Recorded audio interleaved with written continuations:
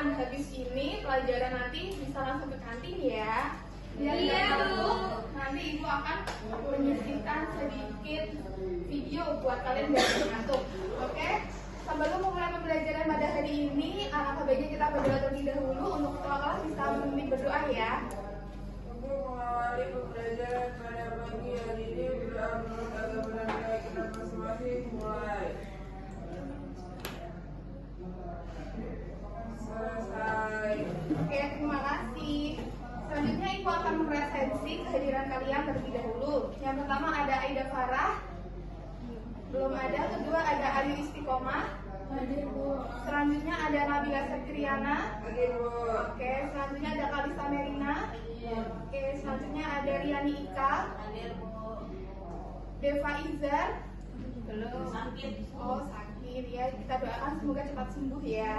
Amin. Nisa Siti Aisyah. Hadir. Oke, ada Rizky Agil. Hadir, Bu. Oke, selanjutnya ada Naufal. Hadir.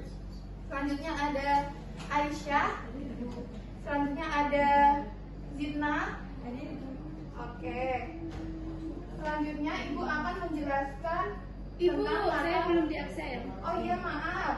Ya Ayu ya. Hadir, Bu. Ya, minta maaf ya. Ya. Oke, pada pembelajaran hari ini Ibu akan menjelaskan mengenai masyarakat jaringan abad 21. Yang mana pada pembelajaran ini kita akan bahas mengenai transformasi sosial, kemudian ada ekonomi dan budaya di era digital. Oke, pada tujuan pembelajaran kali ini diharapkan peserta didik mampu memahami konsep interaksi masyarakat abad ke-21. Kemudian ada peserta didik dapat menganalisis dampak positif dan negatif dari teknologi terhadap interaksi sosial masyarakat abad 21. Kemudian yang terakhir ada peserta didik dapat mengembangkan keterampilan dalam berkomunikasi serta efektivitas di dunia digital atau maya dan dapat menumbuhkan kesadaran akan pentingnya etika digital dengan baik dan mengintegrasikannya ke dalam nilai-nilai anti korupsi. Oke, selanjutnya Ibu ada gambar nih. Coba kalian amati gambar ini dan jelaskan kepada Ibu ini gambar apa. Ada yang bisa angkat tangan? It's giving masyarakat sedang menggunakan media elektronik. Iya benar. Ada yang ingin menambahkan lagi?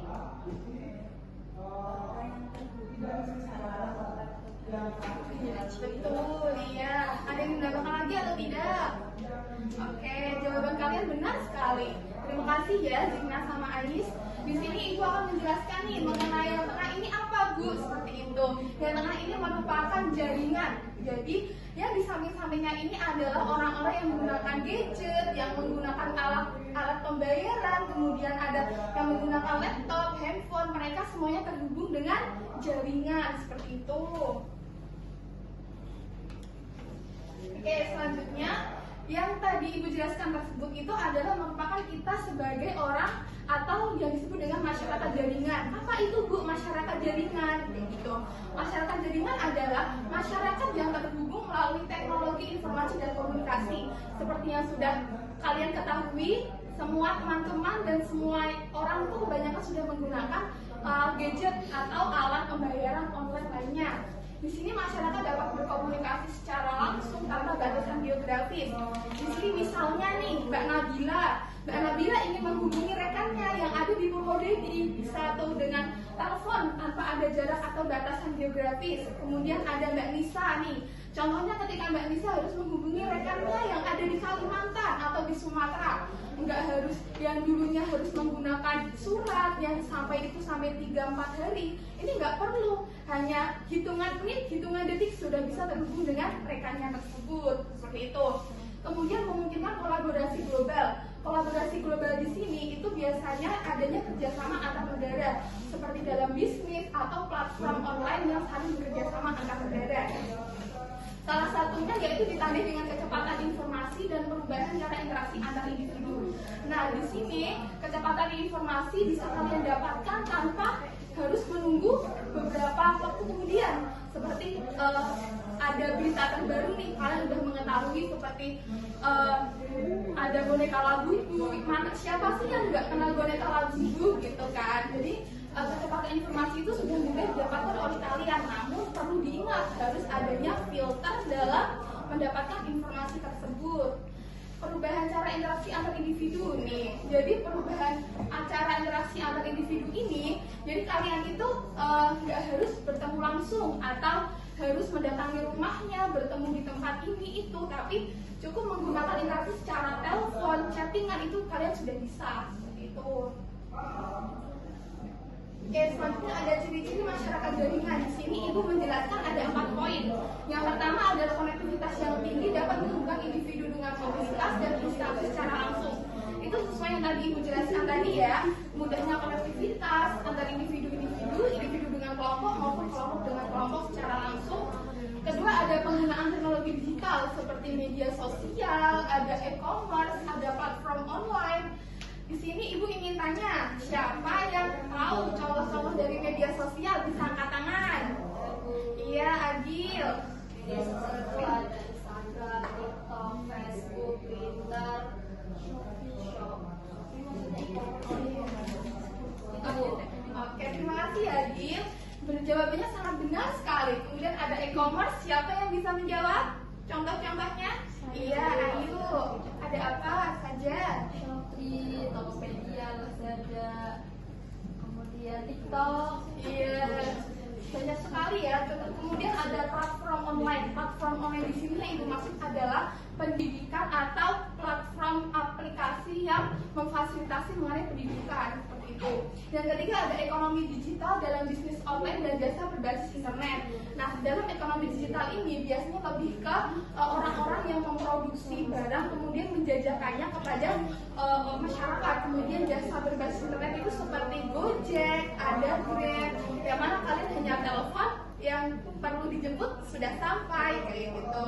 Dan terakhir ada mobilitas sosial dengan mudahnya sehingga akses terhadap informasi terbaru yang berhubungan dengan perubahan sosial. Nah, di sini itu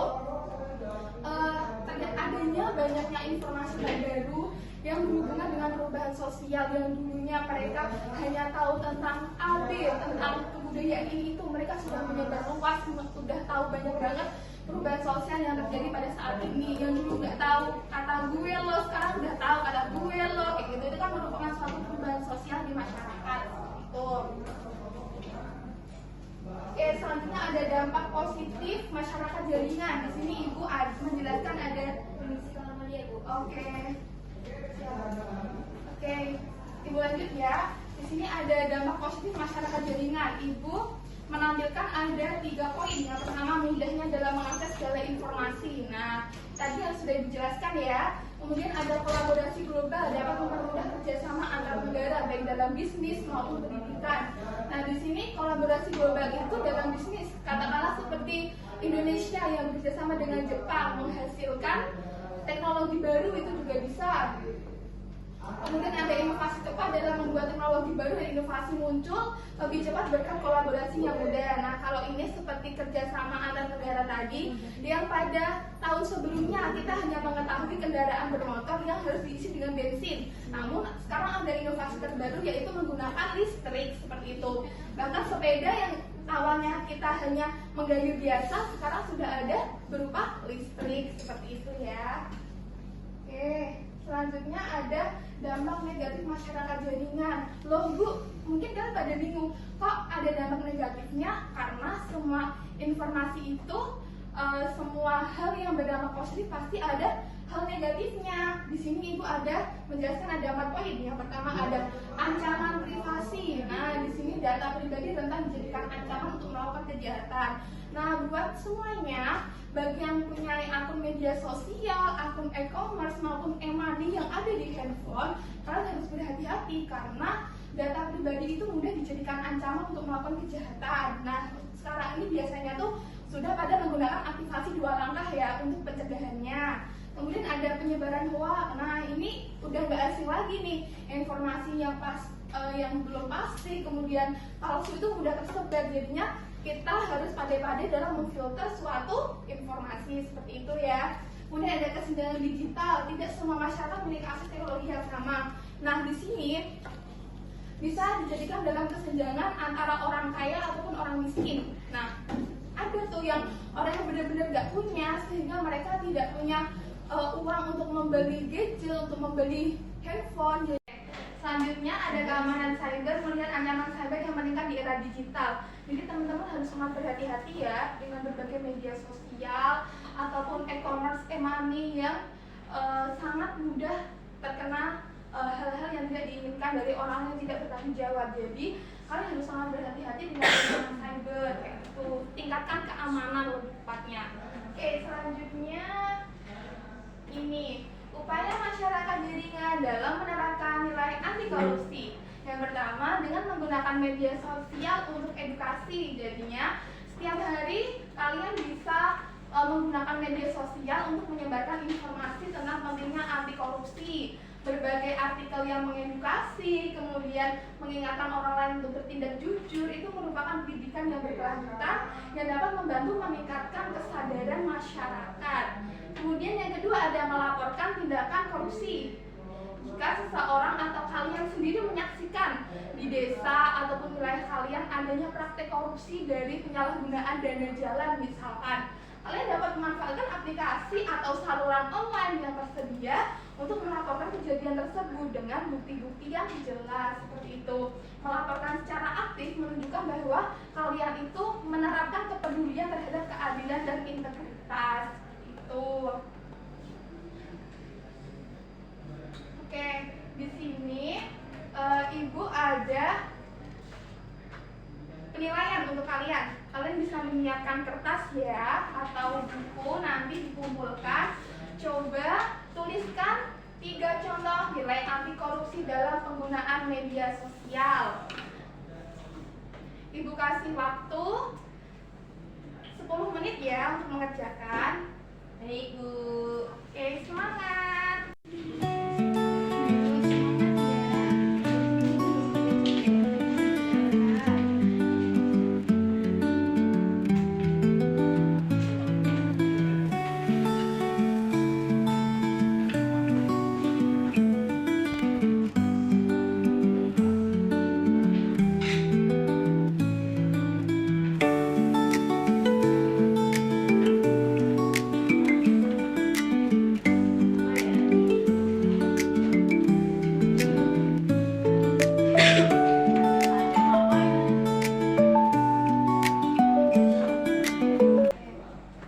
Oke, anak-anak sudah selesai semua?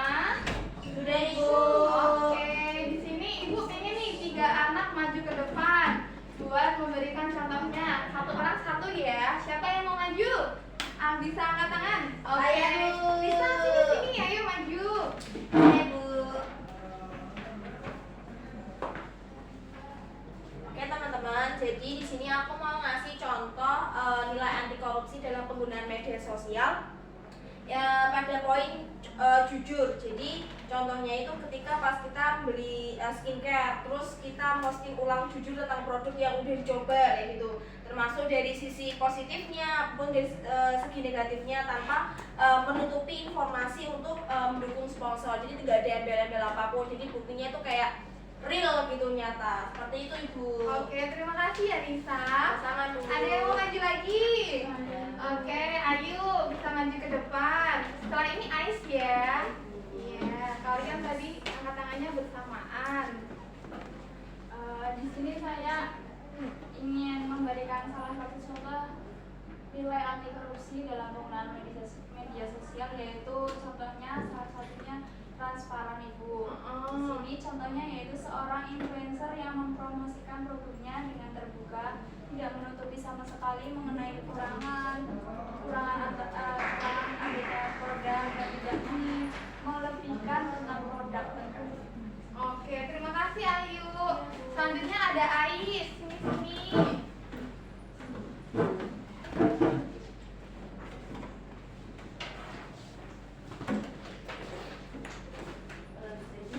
Contoh nilai anti korupsi dalam penggunaan media sosial itu contohnya kayak aktivis sosial melakukan penggalangan dana untuk bantuan bencana, dan dengan adanya dana-dana dari donatur, dia mempublikasikan setiap bukti penggunaan dana seperti barang yang beli atau dokumentasi distribusi bantuan agar para donatur dapat melihat hasil nyata dari kontribusi mereka. Ini di sosmed saya pernah tahu salah satu aktivis sosial, tapi lebih ke kayak membantu orang-orang yang kayak jalanan atau yang kurang dari ini kemampuan, namanya teh Novi. Nah itu juga biasanya kayak menggalang konten juga ditunjukkan kayak sudah sampai mana, terus dari kemudian langsung dikasih ke Bagus.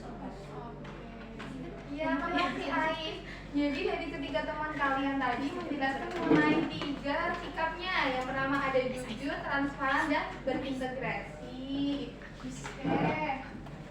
Nah, di sini pada kesimpulan pembelajaran kita pada hari ini yaitu masyarakat jaringan abad ke-21 menghadirkan peluang dan tantangan baru, modelnya literasi digital dan regulasi teknologi untuk mewujudkan masyarakat jaringan yang sehat dan aman. Peran individu dan komunitas dalam membentuk masyarakat digital yang bertanggung jawab sesuai dengan integritas dalam nilai anti korupsi. Seperti itu. Nah, untuk pertemuan minggu depan, ini kan kita ada 3 contoh. Nah, jadi nanti kalian berhitung 1 sampai 3. Kita membentuk 3 kelompok dan masing-masing kelompok itu menjelaskan dari masing-masing poin ini. Seperti yang media sosial, misalkan ingin membahas mengenai Twitter. Jadi nanti menjelaskan apa itu aplikasi Twitter, penggunaannya bagaimana, dampak positif negatifnya bagaimana, dan kemudian ada poin e-commerce maupun pendidikan online sesuai dengan urutannya ya nanti ya, kelompok 1, kelompok 2, kelompok 3. Nanti urutan dari pembagian kelompok bisa kalian share di grup kita ya. Terus minggu depan itu dibuat dengan infografis, dan infografis tersebut nggak harus secara manual, bisa juga kalian menggunakan media Canva untuk mendesainnya. Kalau ingin manual juga nggak apa-apa, itu juga bagus kayak gitu. Jadi siapa yang dapat menyimpulkan tugas kita untuk minggu depan? Bisa angkat tangan?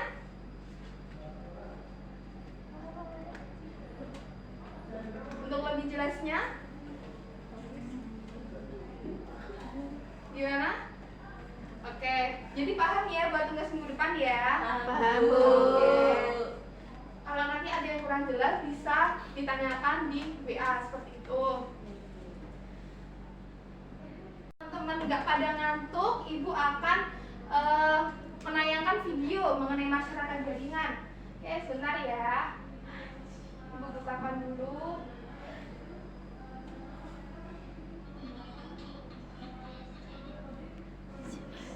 Masyarakat abad ke-21.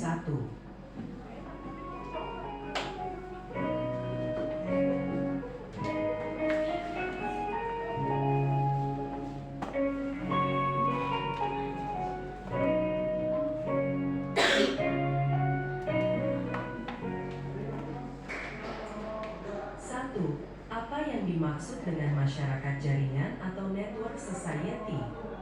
Apakah kalian adalah pengguna internet dan sudah tidak asing dengan kata netizen? Jika jawabannya iya, maka kalian adalah bagian aktif dari masyarakat jaringan. Jika jawabannya tidak, sesungguhnya kalian juga adalah bagian dari masyarakat jaringan tersebut secara tidak langsung.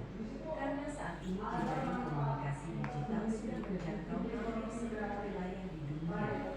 Oleh karenanya, kalian perlu mempelajari hal ini agar dapat memahami dengan baik perkembangan terbaru kondisi masyarakat yang sedang terjadi. kita tidak selesai.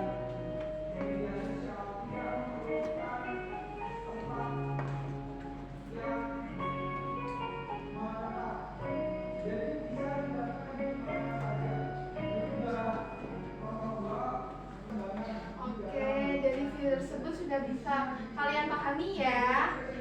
Oke, untuk menutup pembelajaran kita pada pagi hari ini, untuk ketua kelas bisa memimpin doa. Untuk mengakhiri pembelajaran pada pagi hari ini, berdoa menurut agama dan keyakinan masing-masing. Mulai doa selesai. Oke, terima kasih atas partisipasinya anak-anak semua ini. semuanya sudah memerhatikan pembelajaran kita pada pagi hari ini. Ibu akhiri, wallahu muwaffiq ila aqwamit thoriq. Wassalamualaikum warahmatullahi wabarakatuh. Waalaikumsalam warahmatullahi